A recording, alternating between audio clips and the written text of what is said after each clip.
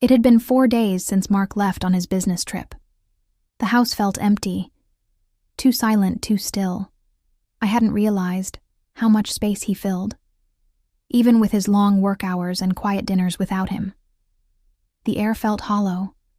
I stayed in bed longer than usual that morning, letting sunlight drape over the sheets like warmth in the absence of movement. The laundry was done. The kitchen was spotless. There was nothing left that needed me. Mom. Alex stood at the door, hair-tousled eyes half closed. "You're up early," I said, propping myself up. Smelled coffee. He patted across the floor, gray joggers dragging just slightly. "Did you make breakfast already?" "Just started. Pancakes or eggs?" "Both," he grinned. "Lucky I like you." He laughed deeper than I remembered. Yeah. Man's voice hiding in a boy's frame. He was growing fast, broader. Shoulders quieter. Thoughts. "I'll be downstairs," he said, ducking my tossed pillow with a smirk in the kitchen. It felt different with him there. Warmer. Somehow he moved with ease, placing forks, flipping pancakes, humming without shame. I plated eggs, he buttered toast. "Any idea when Dad's back?" he asked between bites. "End of the week, maybe longer." He nodded, but his silence spoke more. Misham feels weird without him. He didn't answer, just kept chewing, eyes distant, but thoughtful. The quiet between us wasn't uncomfortable. Just full later, I was pruning the hedge when I heard old R&B echo from the living room. My playlist, not his. I stepped in, wiping sweat from my brow. "You're in a mood," I teased. He was sprawled across the couch, eyes half closed. "I like the way it feels. Makes the room warmer. You've always liked cozy, only with people who don't ruin. It is that a compliment." He cracked an eye open. Obviously, he looked at me like he was seeing something new, or maybe something he forgot. "You ever get tired of it all? The routines, the sameness?"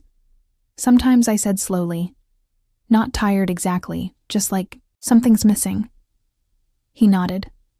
Understanding in his eyes, neither of us said more. We just listened to the music fill the space that night. Thunder rolled in.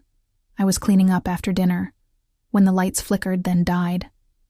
"I'm here," Alex called, flashlight in hand, shadows dancing across the walls. "Well, this is cozy," I joked. "You scared only of stepping on a Lego." We lit candles, pulled out cards, and let Lauder replace electricity. After a few rounds, he leaned back. "You think people are supposed to liven houses this big?" "What do you mean?" "Feels like everyone's always in their own rooms, separate. But now like this, it's different." I thought of Mark and Menite spent back-to-back meals eaten insolence. "You're right," I said. "This feels closer."